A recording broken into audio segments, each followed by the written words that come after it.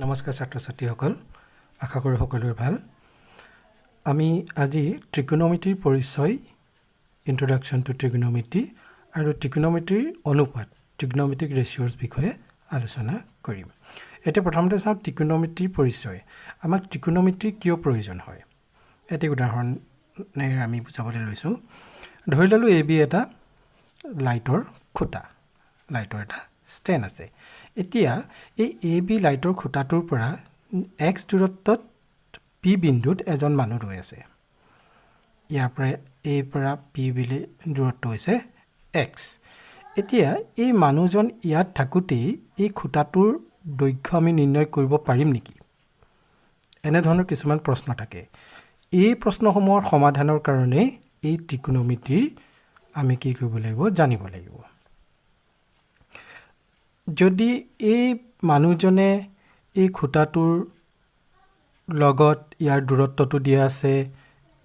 আৰু ইয়াৰ শীৰ্ষ কোণৰ লগত যদি কিবা এটা কোণ উৎপন্ন কৰিছে তেতিয়া আমি এই ত্ৰিকোণমিতিৰ সহায়ত আমি এই খুঁটাটোৰ দৈৰ্ঘ্য নিৰ্ণয় কৰিব পাৰোঁ এনে ধৰণৰ আৰু বহুতো উদাহৰণ আছে এতিয়া চাওঁ আমি ত্ৰিকোণমিতিৰ অনুপাতলৈ ত্ৰিকোণমিতিৰ অনুপাত আমি জ্যামিতিত ইতিমধ্যে ত্ৰিভুজৰ বিষয়ে আলোচনা কৰিছোঁ সমবাহু ত্ৰিভুজ সমকোণী ত্ৰিভুজ সমদ্বিবাহু ত্ৰিভুজ গোটেইখিনি ত্ৰিভুজৰ বিষয়ে আলোচনা কৰিলোঁ ইয়াত ত্ৰিকোণমিতিৰ ক্ষেত্ৰত সদায় সমকোণী ত্ৰিভুজহে ব্যৱহাৰ কৰা হয় এই কথাটো সদায় আমি মন কৰিব লাগিব সমকোণী ত্ৰিভুজ কি আছিলে যি ত্ৰিভুজৰ এটা কোণ 90 ডিগ্ৰী বা এক সমকোণৰ সমান হয় সেই ত্ৰিভুজক সমকোণী ত্ৰিভুজ বোলে এতিয়া ত্ৰিকোণমিতিক অনুপাত বুলিলে এই সমকোণী ত্ৰিভুজৰ বাহু দুডাল বাহুৰ যিটো অনুপাত হয় সেইটোকে কোৱা হয় ত্ৰিকোণমিতিৰ অনুপাত ইয়াত আমি চাওঁ এ বি চি এটা ইয়াত সমকোণী ত্ৰিভুজ দিয়া আছে ইয়াৰ তিনিডাল বাহু ক্ৰমে এ বি বি চি আৰু এ চি এতিয়া ইহঁতৰ বাহুবোৰৰ যদি দুটাকৈ অনুপাত লওঁ দুডাল বাহুৰ যদি অনুপাত লওঁ তেতিয়াহ'লে আমি কি পাম 6টা অনুপাত পাম কেইটা পাম 6টা অনুপাত পাম এইকেইটাই হৈছে ত্ৰিকোণমিতিক অনুপাত ৰেচিঅ'ছ অফ ত্ৰিকোণমিতি আৰু এই অনুপাত কেইটা লিখা হয় সাইন কসাইন টেনজেণ্ট কছেকটেন ছেকটেন আৰু কটেনজেণ্ট এনেকৈ লিখা হয় আৰু আমাৰ সুবিধাৰ কাৰণে ইয়াৰ সাইন প্ৰথমটো লোৱা হয় সাইন পঢ়ে সাইন তাৰপিছত কসাইনটোৰ কছটো লোৱা হয় কছ টেনজেণ্ট টেন কছেক ছেক কট সাইন কছ টেন কছেক ছেক কট এইকেইটা হৈছে ত্ৰিকোণমিতিৰ অনুপাত কেইটা পালোঁ 6টা অনুপাত পালোঁ এতিয়া আমি ক'লোঁ যে বাহুকেইটাৰ অনুপাত লোৱা হয় এতিয়া বাহুকেইটাৰ অনুপাতটো লওঁতে আমিতো কিবা এটাৰ সাপেক্ষে ল'ব লাগিব গতিকে ইয়াত আমি চাওঁ সমকোণী ত্ৰিভুজটোত দুটা সূক্ষ্ম কোণ থাকে ইয়াত মই দেখুৱাই দিছোঁ এ কোণ আৰু চি কোণ এ আৰু চি এই দুটাক কয় সূক্ষ্ম কোণ এই কোণ দুটাৰ সাপেক্ষেহে এই বাহুবোৰৰ অনুপাত লোৱা হয় ধৰি ল'লোঁ মই চিত্ৰত ইয়াত দেখাইছোঁ এই কোণৰ সাপেক্ষে লৈছোঁ এই কোণ বা B A C C A B এনেকৈও কয় আমি শ্বৰ্টকাট হিচাপে এংগুল এ দেখাইছোঁ এতিয়া ইয়াৰ যিকেইটা পালোঁ আমি 6টা অনুপাত পালোঁ এই 6টা অনুপাত আমি ইয়াত দেখাইছোঁ কিন্তু ইয়াৰ কাৰণে আগতে আমি এটা জানিব লাগিব যে আমি সাপেক্ষে ল'লোঁ এই কোণৰ সাপেক্ষে এই বাহুকেইডাল যে আছে এ বি বি চি আৰু এ চি আছে এইকেইটাৰ বাহুৰ আমি নিৰ্দিষ্ট এটা নাম আছে সেই নামকেইটা আমি জানিব লাগিব এতিয়া কথা হ'ল এংগুল এৰ একেবাৰে ওচৰতে এ বি বাহুডাল আছে গতিকে এ বি বাহুডালক কয় সন্নিহিত বাহু কি বাহু কয় সন্নিহিত বাহু কিহৰ সাপেক্ষে এংগুল এ কোণৰ সাপেক্ষে বি চি বাহুডালক বিপৰীত বাহু বুলি কোৱা হয় এই বি চি বাহুডাল এংগুল এৰ বিপৰীত ফালে আছে এইডালক কয় বিপৰীত বাহু আৰু AC বাহুক কোৱা হয় অতিভুজ এইকেইটা নাম আমি মনত ৰাখিব লাগিব এংগুল A সাপেক্ষে লৈছোঁ আমি C সাপেক্ষে লোৱা নাই কিন্তু C সাপেক্ষে হ'লে বেলেগ হ'ব আমি A সাপেক্ষে লৈছোঁ A সাপেক্ষে একেবাৰে ওচৰতে থকা বাহুডালক সন্নিহিত বাহু এংগুল A ৰ বিপৰীত ফালে থকাডালক বিপৰীত বাহু আৰু আনডাল যিডাল থাকি গ'ল AC এইডালক কম অতিভুজ বা কৰ্ণ ঠিক আছে আকৌ আৰু এটা কথা চাই লওঁ এই বিপৰীত ফালে থকা বাহুডালক আমি পাৰপেণ্ডিকুলাৰ বুলি কওঁ ই লম্ব হৈ আছে বি কোণত AB ৰ ওপৰত BC লম্ব গতিকে ইয়াক কয় P পাৰপেণ্ডিকুলাৰ P আহিলে আৰু এইডাল AB কোৱা হয় বেছ ইয়াৰ পৰা আহিলে B আৰু ইয়াক কয় H এই তিনিটা নাম আমি মনত ৰাখিব লাগিব PBH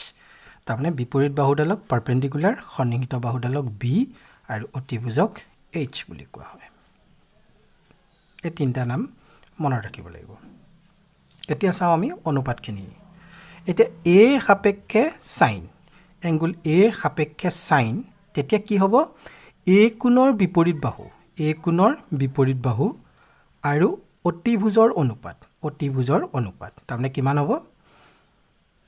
BC by AC ঠিক আছে BC বাহুক কি কয় P বুলি কয় মানে P by H হ'ল ঠিক আছে তেনেকে A cos A কোণৰ সন্নিহিত বাহু কোনডাল B AB আৰু অতিভুজ AC ঠিক আছে ইয়াক আমি কি বুলি লিখিব পাওঁ A কোণৰ সন্নিহিত বাহু কিহে ৰিপ্ৰেজেণ্ট কৰিব B by আৰু এইডাল অতিভুজডাল H বুলি কয় B by H তেনেকে আমি A tan টো উলিয়াই চাওঁ A কোণৰ বিপৰীত বাহু P বা BC A কোণৰ সন্নিহিত বাহু AB ইয়াক আমি কি বুলি ক'ম তেনেহ'লে A কোণৰ বিপৰীত বাহু P by A কোণৰ সন্নিহিত বাহু B by B বুলিও লিখিব পাৰিম এই দুইটাই জানিব লাগিব কিন্তু বাহু A কোণৰ সন্নিহিত বাহু বিপৰীত বাহু অতিভুজ আৰু PBH এইকেইটা দুইটা জানিলে আমাৰ পাছৰখিনি কৰিবলৈ সুবিধা হ'ব এটা তেনে পালো A সাইনৰ অনুপাত কিমান হ'ব P by H A cosৰ অনুপাত হ'ব B by H আৰু A tanৰ অনুপাত হ'ব P by B এই তিনিটা আমি জানিলো ইয়াৰ পাছৰ কেইটা হৈছে এতিয়া আমি চাম ইয়াত H টো হৈছে হৰ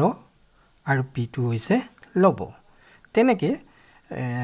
cosৰ ক্ষেত্ৰটো H টো হৈছে হৰ B টো হৈছে লব এতিয়া আমি এই কেইটা বাকি যিকেইটা থাকি গ'ল এই কেইটা আমি চাম এই সাইনটো এই সাইনৰ অনুপাতটোৰ উলুটাটো কি হ'ব cosec হ'ব তাৰমানে কিমান হ'ব P by H আছিলে তেনেহ'লে কিমান হ'ব H by P ঠিক আছে এইটো আমি কিন্তু মনত ৰাখিব লাগিব তাৰ পিছত secটো হৈছে cosৰ উল্টাটো হৰটো লব হ'ব লবটো হৰ হ'ব তেনেহ'লে কিমান হ'ব B by H আছিলে কিমান হ'ব H by B হ'ব আৰু cotটো হৈছে tanৰ উল্টাটো কিমান হ'ব P by B আছিলে tan P by B আছিলে এটো হ'ব B by P এনেকে আমি ত্ৰিকোণমিতিৰ 6টা অনুপাত নিৰ্ণয় কৰিব পাৰো আমি ইয়াত মন কৰিবলগীয়া কথা এইটোই হ'ল প্ৰথমতে সাপেক্ষে ল'ব লাগিব হয় A কোণৰ সাপেক্ষে ল'ব লাগিব C কোণৰ সাপেক্ষে ল'ব লাগিব আমি ইয়াত উদাহৰণটোত A কোণৰ সাপেক্ষে ললো আৰু সন্নিহিত বাহু বিপৰীত বাহু অতিভুজ এইটো জানিব লাগিব তাৰ পিছত PBH কোণ কেইডাল হয় সেইটো জানিব লাগিব তাৰ পাছত আমি A কোণৰ বিপৰীত ফালে কি হ'ব ইয়াৰ অপজিটটো হ'ব কি cosec cosৰ অপজিটটো হ'ব sec আৰু tanৰ অপজিটটো হ'ব cot এই কথাটো আমি জানিব লাগিব ঠিক আছে এতিয়া আমি এইখিনি কৰোতে আমাৰ এই সাইনৰ অনুপাত P by H B by H P by B H by P এইখিনি নিৰ্ণয় কৰোতে আমাৰ অলপ খেলিমেলি হৈ যায় কেতিয়াবা ইয়াৰ কাৰণে এটা মই সৰু এটা বুদ্ধি দিছোঁ সেইটো এপ্লাই কৰিলে সহজ হ'ব বুলি মই আশা কৰিছোঁ এতিয়া আমি পালোঁ মই ছবিটো আকৌ আঁকি দিছোঁ সমকোণী ত্ৰিভুজটো এ বি চি আছিলে পি বি এইচ মই পি বি এইচত ক'ম দেই পি বি এইচত সাইন এ ইকুৱেল টু আছিলে P by H cos A আছিলে B by H tan A আছিলে P by B cot A আছিলে বি বাই পি তাৰপিছত sine cos tan cot sec চেকটো আছিলে কছৰ উল্টাটো এইচ বাই বি আৰু cosec equal to P by H by P এনেকৈ আছিলে এতিয়া এইখিনি আমি কেনেকৈ মনত ৰাখিম এতিয়া মই এটা বাক্য লিখি দিছোঁ মই লিখিলোঁ যে চাইনৰ পাগুৰি হালধীয়া ক'লে বেয়া হয় তাই পাই বেয়া এনেধৰণৰ এটা মই লাইন লিখি দিলোঁ ইয়াৰ পৰা আমি এইখিনি নিৰ্ণয় কৰিব পাৰিম কেনেকৈ নিৰ্ণয় কৰিব পাৰি আমি চাওঁ চাইনৰ পাগুৰি হালধীয়া চাইনৰ বুলি ক'লে মই প্ৰথম চটো ল'লোঁ মানে ইয়াত কি আহিলে এইফালে মই লিখি দিছোঁ চাইন হ'ল চাইনে এই সাপেক্ষে লৈছোঁ চাইনৰ পাগুৰি হালধীয়া চাইন এছ ল'লোঁ পাগুৰি হালধীয়া ইয়াত প্ৰথমটো প ল'লোঁ ইয়াত হা ল'লোঁ তাৰমানে কি হ'ব পাগুৰি পা মানে পি হালধীয়া এইচ পি বাই এইচ হৈ গ'ল sign A equal P by H এইটো হ'ল ক'লে বেয়া হয় ক বে হ ক'ৰ পৰা মই ল'লোঁ কছ কছে বেয়া হয় বি বাই হয় এইচ ল'লোঁ বি বাই এইচ এইটো হৈ গ'ল তাই পাই বেয়া তাতো ল'লোঁ পাটো ল'লোঁ বেটো ল'লোঁ তাৰমানে tan A equal to P by B এইটো হৈ গ'ল তেনে তিনিটা আমি মনত ৰাখিব পাৰিলোঁ চাইনৰ পাগুৰি হালধীয়া sine A equal to P by H ক'লে বেয়া হয় কছ বি বাই এইচ তাই টেন পি পি বেয়া বি পি বাই বি ল'লোঁ আমি তিনিটা উলিয়াই দিলোঁ আৰু চাইন কছ টেন যেতিয়া আমি পাই গ'লোঁ তেতিয়া আমি ইয়াত চাব লাগিব উল্টাটো চাইনৰ উল্টাটো কি আছিলে কছেক কছৰ উল্টাটো চেক আৰু টেনৰ উল্টাটো কট এনেদৰে আমি এইকেইটা মনত ৰাখিব পাৰিম আৰু লগতে আৰু এটা কথা আমি মনত ৰাখিব লাগিব এই চাইন কছ টেনটোতো আমাৰ হৈ গ'ল ইয়াৰ পৰা উলিয়ালোঁ এইখিনি উলিয়াওঁতে আৰু এটা কৰিব পাৰোঁ এনেকৈ আমি চাৰ্কুল দিও আমি মনত ৰাখিব পাৰোঁ এইটো যদি মই এটা চাৰ্কুল দিওঁ এইটো এটা যদি মই চাৰ্কুল দিওঁ আৰু এইটো এটা চাৰ্কুল দিওঁ তেতিয়াতো ওলাই গ'ল চাইন কছেক হ'ল কছ চেক হ'ল আৰু টেন কট হ'ল এনেদৰে আমি মনত ৰাখিব পাৰোঁ আৰু শেষত আমি আৰু এটা কথা আমি মনত ৰাখিবলগীয়া ইয়াত যে আমি দিছিলে আমি চাইন এ বুলি লিখিছিলোঁ এইটোত লিখোঁতে কিন্তু আমি সদায় মন কৰিব লাগিব যে চাইন এ মানে হৈছে এ কোণৰ সাপেক্ষে চাইনৰ অনুপাত এ কোণৰ সাপেক্ষে চাইনৰ অনুপাত ই কিন্তু চাইন আৰু এৰ পূৰণফল নহয় কিন্তু এইটো কিন্তু ভুল চাইন এ অৰ্থ হৈছে এ কোণৰ সাপেক্ষে চাইনৰ অনুপাত গতিকে আমি আজি ত্ৰিকোণমিতিৰ অনুপাতখিনিৰ বিষয়ে আলোচনা কৰিলোঁ এতিয়া আমি ত্ৰিকোণমিতিৰ 6টা অনুপাতৰ বিষয়ে আলোচনা কৰিলোঁ এতিয়া আমি আগতে আলোচনা কৰা এই কোণ সাপেক্ষে 6টা আমি যিকেইটা অনুপাত উলিয়াই দিছিলোঁ sine A equal to P by H cos A equal to B by H tan A equal to P by B cosec h/p sec h/b cot b/b নহয় দেই b/p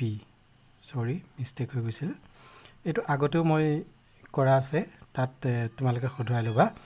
cot a = b/p এইখিনি এই সাপেক্ষে নিৰ্ণয় কৰিলোঁ তোমালোকে c কোণৰ সাপেক্ষে নিৰ্ণয় কৰিবলৈ চেষ্টা কৰিবা ত্ৰিকোণমিতিৰ অনুপাতকেইটা ঠিক আছে ধন্যবাদ